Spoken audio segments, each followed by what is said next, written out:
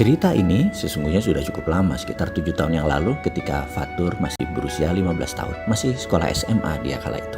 Ya, sudah 2 malam Mas Fatur nggak tidur. Ini malam ketiga. Ini adalah suara lirih dari anak saya nomor 2, Fatur. Dia memang selalu menyebut dirinya dengan panggilan kakak di depan namanya, Mas, kepada dirinya sendiri. Waktu menunjukkan pukul 11 malam waktu itu. Sebagaimana kebiasaan saya, kalau malam sebelum tidur saya selalu menyempatkan melihat anak-anak di kamar mereka. Kenapa emangnya Mas? Saya bertanya. Nggak tahu ya, badan nggak capek, padahal udah olahraga seharian. Kemarin renang, pulang sekolah sampai maghrib, terus hari ini futsal. Capek belajar, capek olahraga, tapi kok nggak bisa tidur. Jam 2 malam lebih kemarin baru tidur. Mas Fatur ada mikir apa? Nggak tahu ya, kayak orang bingung gitu, kayak orang nggak tahu mau ngapain, katanya sambil duduk di pembaringan tidurnya. Saya menyalakan lampu kamarnya dan duduk di sampingnya sambil mencari ide apa kira-kira yang harus saya sarankan atau apa yang harus saya lakukan. Mendadak saya terbersit keingat sesuatu. Saya punya janji memberikan buku kepada seorang kakak asuh di panti yatim Marhamah di Bilangan Cipinang. Gini Mas, mau nggak nemenin ayah ke yayasan yatim Cipinang sekarang? Dan karena jalanan sudah malam, bagaimana kalau Mas Fatur yang nyetir? Wajahnya berubah semangat. Dia mengangguk cepat sambil mengganti baju segera. Melihat wajahnya berubah semangat, saya juga jadi semangat. Kita berdua langsung jalan menuju panti yatim karena Fatur nggak bisa tidur, sekaligus melancarkan nyetir mobilnya, sekaligus memenuhi janji kepada sahabat lama kakak asuh panti tersebut. 1 kali dayung 2-3 pulau terlampaui. Fatur memundurkan mobil, saya membuka gerbang, dan gang di depan rumah kami yang agak sempit dia lewati dengan lincah. Saya memujinya, wah Mas sudah mahir ya. Oh iya ayah, kan sering latihan pakai mobil teman-teman, katanya GR. Selagi berdua seperti ini memang private moment yang spesial bagi saya. Diskusi banyak hal disempatkan, termasuk menjawab pertanyaan Fatur, apa nggak apa-apa datang malam-malam ke yayasan panti yatim ya. Di sini kesempatan melakukan caddying atau mentoring yang tepat, bukan dengan wejangan namun sebisa mungkin dengan pengalaman. Saya menjawab, Mas Fatur, ayah sudah ngurus panti yatim lebih tua dari umur kamu. Kalau sekarang kamu 15 tahun, ayah kira-kira mengenal, mengelola, dan sebisa mungkin membantu, yaitu lebih dari 18 tahun. Sejak tahun 1996 ayah ini pertama kali terlibat membangun rumah yatim Indonesia hingga sekarang. Jadi sudah hafal dengan dunia panti. Di panti yatim di Cipinang ini kalau datang jam 1 pasti ada yang bangun. Entah mereka mau sholat malam atau lagi ngaji, apapun itu, mereka adalah kehidupannya di sana. Ada sekitar 150-an anak di sana. Tempatnya sih overcrowded,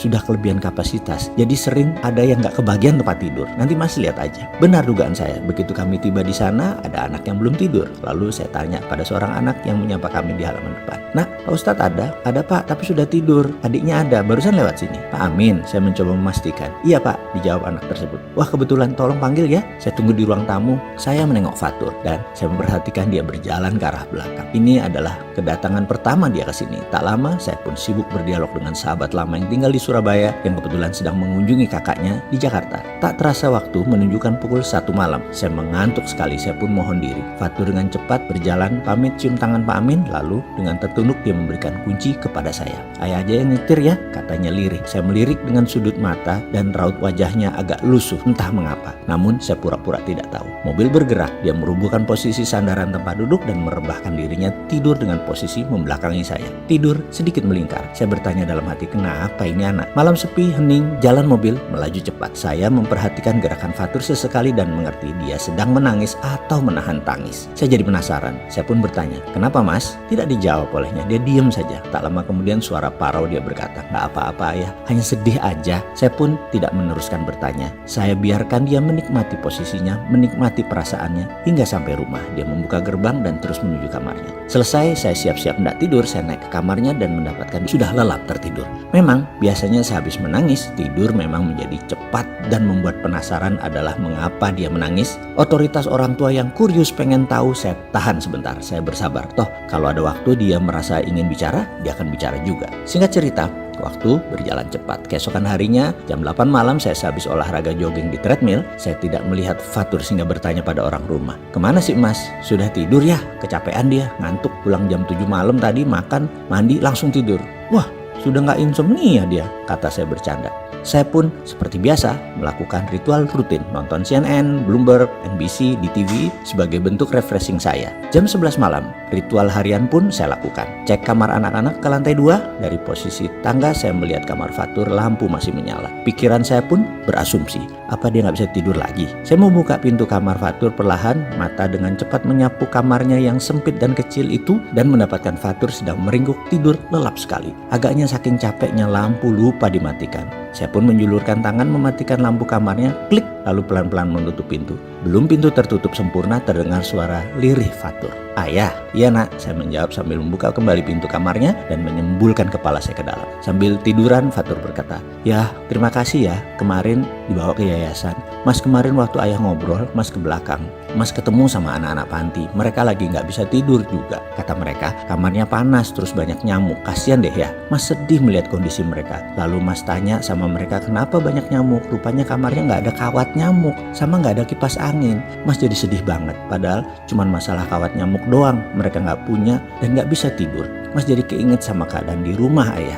Emang kamar mas kecil tapi nggak ada nyamuk, nyaman, ada AC, tapi mas nggak bisa tidur. Itu kan artinya mas ini kufur nikmat ya ayah. Mas dosa banget deh, nggak mensyukuri nikmat. Biar kecil tapi nyaman dan itu mas nggak syukuri, mas nggak terima kasih, mas nggak tahu diri. Sementara anak-anak panti mereka nggak ada nyaman-nyamannya. Mas jadi kasihan sama mereka. Karena itu mas kemarin nangis pas pulang dari yayasan. Mas nangis karena sebel sama mas sendiri yang nggak tahu diri. Terus kasihan sama anak panti. Kedua perasaan itu bercampur aduk. Jadi mas diem dan nangis ayah. Saya terdiam mendengar ceritanya. Fatur melanjutkan ceritanya. Jadi tadi di sekolah mas cerita sama teman-teman, ternyata banyak yang tersentuh loh ayah. Kita pada ngumpulin duit. Alhamdulillah terkumpul 2 jutaan. Terus kita pakai 2 angkot ke yayasan pulang sekolah. Kita beliin 2 kipas angin sama kawat nyamuk. Terus teman-teman mas banyak juga yang sedih ngeliat sarana di sana. Kan teman-teman mas banyak yang tajir keluarganya. Juga pada bilang gini, kita harus bersyukur loh sama keadaan kita dan kita harus berbagi sebagai ungkapan syukur kita kepada mereka. Makasih ya Fatur udah diingeti. Gitu ya, seru deh tadi.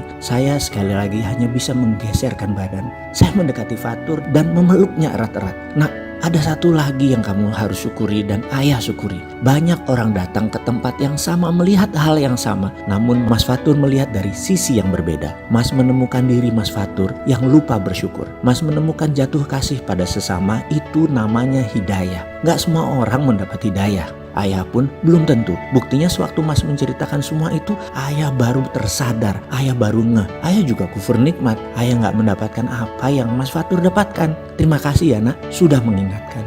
Ayahmu yang seumur ini ternyata masih harus mawas diri. Kali ini ayah belajar dari Mas Fatur. Sekali lagi makasih ya nak. Saya peluk lama sekali Mas Fatur sambil berlinang air mata. Begitu juga Fatur. Dalam hati saya berkata, saya harus menuntaskan belajar ilmu kehidupan dari siapapun, termasuk dari remaja hijau ini, sehingga pelajaran di awal bisa dilanjutkan dengan syair. Berguru kepalang ajar, bagai bunga kembang tak jadi. Jangan berhenti mengaca diri. Saya janji terus mawas diri, terus berguru, terus belajar agar bunga berkembang pantas. Semoga bisa terus bertransformasi, terus membuka diri dan menjaga integritas.